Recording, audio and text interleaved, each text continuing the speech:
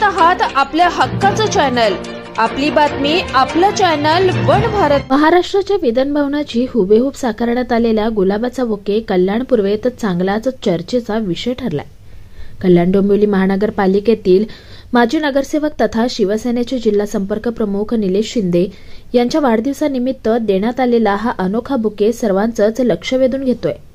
तर निलेश शिंदे यांनी वाढदिवसानिमित्त 1 लाख वया स्कूल बॅग्स आणि छत्र्यांचं वाटप केलं।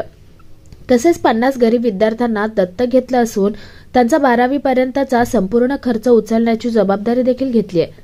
राज्यातील सर्वच राजकीय पक्षांचे लक्ष हे अवघ्या काही महिन्यावर आलेल्या विधानसभा निवडणुकांकडे लागलेत। राज्यातील सत्ताधारी महायुती असो की महाविकास आघाडी या सर्वांनीच हळूहळू विधानसभेच्या दृष्टीने कंबर कसण्यास सुरुवात केली आहे। या पार्श्वभूमीवर वाढदिवसानिमित्त कल्याण पूर्वेतील नागरिकांनी निलेश शिंदे यांना हा विधानसभेच्या प्रतिकृतीचा बुके दिलाय।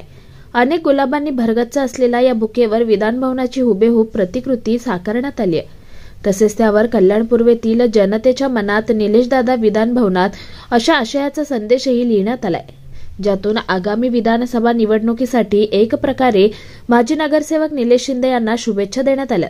तर निलेश शिंदे यांच्या वाढदिवसानिमित्त विद्यार्थ्यांना स्कूल बॅग आणि छत्र्यांसह 1 लाख वयांचं वाटप करण्यात आलंय।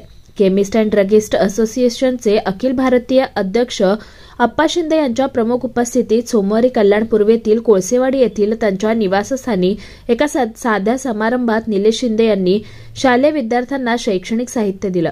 तसेच इयत्ता 10वी व 12वीतील टॉपर विद्यार्थ्यांचाही त्यांनी गौरव केला। निलेश शिंदे यांनी सम्राट अशोक शाळेतील 50 गरीब विद्यार्थ्यांना दत्तक घेतलं आणि त्यांचा 12वी पर्यंतचा संपूर्ण खर्च उचलण्याचं वचन दिलंय।